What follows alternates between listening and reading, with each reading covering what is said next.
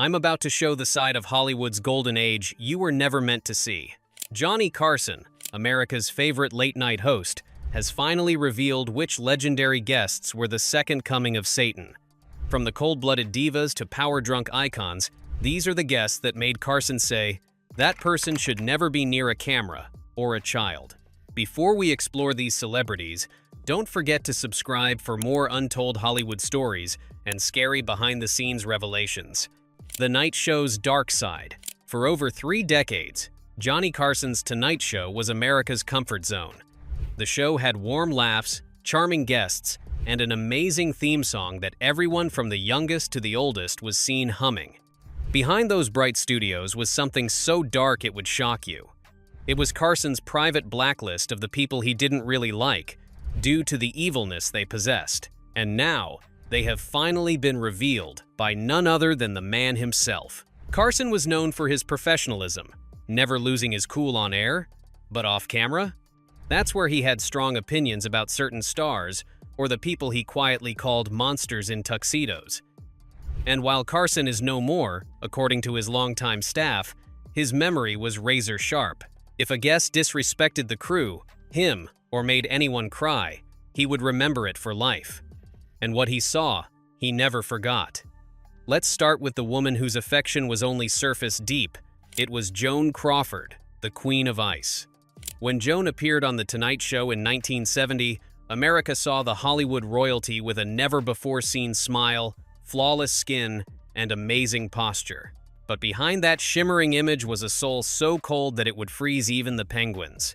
Before the show, Crawford's team sent a 4-page memo detailing her studio requirements.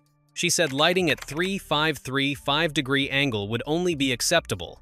The studio temperature should actually be at exactly 67 degrees Fahrenheit, and she even asked Johnny's desk to be no more than 3 inches taller than her chair. This just seems weird, right?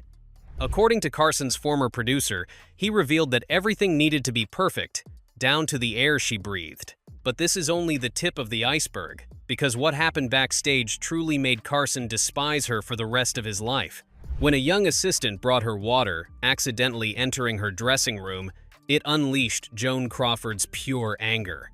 She called the girl a brainless little tramp and demanded she be fired. The assistant ran out crying. Carson's producer refused, sparking a tension that lasted all night. However, when the cameras rolled, Crawford suddenly transformed, smiling, laughing, playing with the gracious star. But between the breaks, she sat stone-faced in silence. Carson even told his biographers that he had interviewed corpses with more personality. Later on, Christina Crawford's mommy dearest exposed Joan's abuse of her adopted children years later, and Johnny just nodded, saying that he saw who she really was that night and believed every single word. While Crawford and her team were quite literally the embodiment of evil, what comes next would shock you even more. It was Frank Sinatra, the charming bully. Sinatra's Tonight Show appearances were TV gold. The jokes, the charisma, and the voice, it was all pure ratings magic. But Johnny saw something that no one else was able to see. Behind those blue eyes was intimidation and bullying. Sinatra often arrived with a mob-like demeanor and entourage. 8 men in dark suits hovered over the studio, and according to one of Carson's cameramen, it felt like the FBI was watching them. Once, a floor manager gave Sinatra the standard 3-minute warning before going live. But what happened next changed everything. Sinatra grabbed the man's tie and hissed, "Nobody told me when I'm ready." Carson was watching from his monitor and nearly canceled the segment, but the producers reminded him that Sinatra was rated gold. Another time, Sinatra also made a cruel remark about a female staffer's looks, and then Carson cut him off cold, saying that they don't talk about his staff the way he was doing there. When the cameras returned, both men smiled, but between chills, the air was tense with much pressure on the nonchalant Johnny Carson. Sinatra represented everything that Johnny despised, and it was power without kindness. Next up is even more interesting, and something that you might have never thought about in a million years. We're talking about Orson Welles, the ego that ate the room. Orson was an American filmmaker with movies like The Lady from Shanghai and Citizen Kane. While he was a genius, Carson said, he was a guest from hell. Orson Welles struggled into The Tonight Show like he was a Roman emperor bullying his empire. Before every appearance, he took one look at the question list and crossed out every single one. He would sometimes say that the questions were too simple and sometimes even hand the paper back blank. That left Johnny flying blind for several excruciating minutes, which usually turned into 25 because Welles ignored every time cue. He sometimes even directed the cameramen mid-show, asking them to move the lens up. He once even said, "I know my good angles."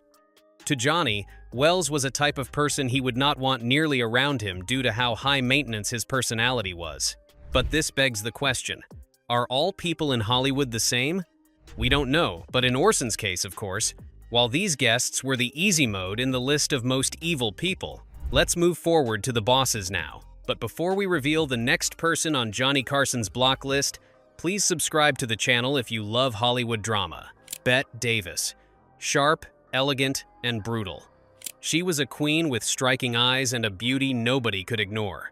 As a matter of fact, being in movies like Whatever Happened to Baby Jane or Now, Voyager, would land you at the top of Hollywood due to the amount of love that you received. But when it came to Carson's experience with her, she was anything but a verbal executioner.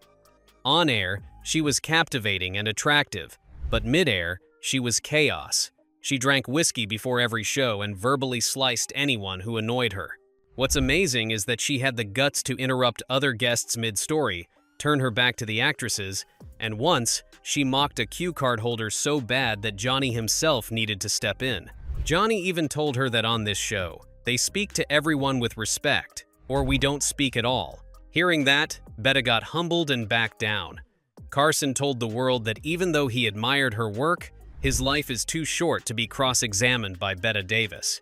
Next, we have Mickey Rooney, whom Carson called a toddler with a martini, because, Carson said, he never grew up.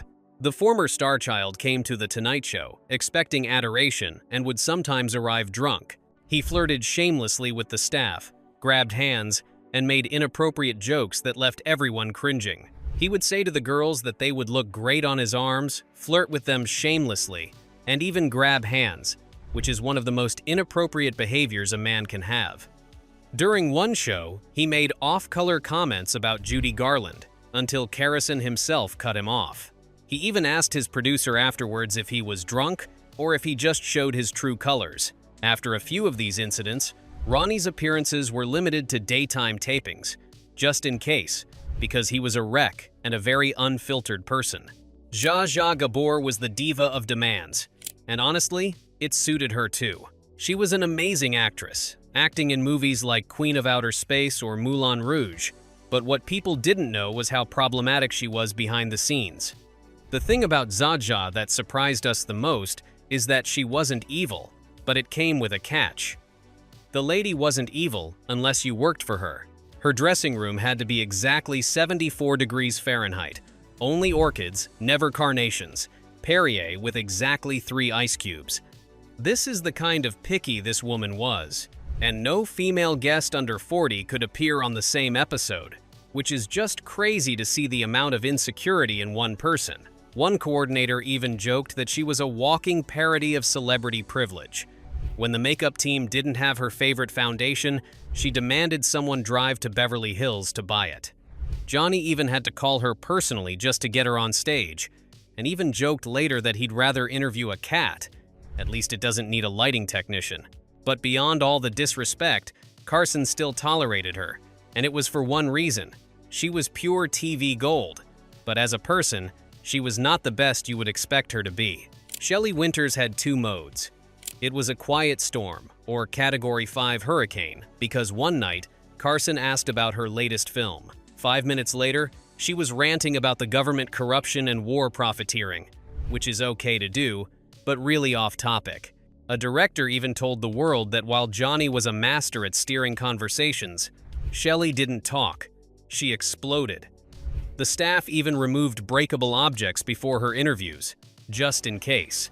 That explosive personality might have been charming on screen, but behind the scenes, it was intimidating. Carson even respected her honesty and later said he might not want to have a vacation with her. Still, he started having her on his shows, just less. It's just that some tornadoes cannot be afforded twice, and Carson was in no place to go through the cycle of pain and abuse on his own TV show. You might have heard about Jane Russell. Let's just call her the beauty with a bitter heart. She was a famous actress and model for The Outlaw and Gentlemen Prefer Blondes. On screen, she looked exactly like an angel. But Carson learned that beauty and kindness don't always mix in his own TV show. At first, she refused to let a gay makeup artist touch her face. She even mocked Rock Hudson backstage, and once told staffers she didn't want to sit near him. Johnny, who had many LGBTQ+ friends among his crew, was disgusted by his act. Sure, someone might not prefer a certain type of individual, but having straightforward hatred is something we should all avoid. A producer even called Jane Russell cruel and not political. When she made dismissive remarks about civil rights during a commercial break, that was it. Karen banishes her from The Tonight Show permanently. For Johnny, as we can see from the many guests that arrived on his show, banning someone permanently was rare. But here, Russell crosses a line she never should have crossed in the first place. And that's it for Johnny Carson's nastiest guests. Some of these people have strong opinions that hurt others, while the rest are just outright evil and privileged. Which guest do you think is the evilest? Let us know in the comments below, and subscribe to our channel if you enjoyed the video.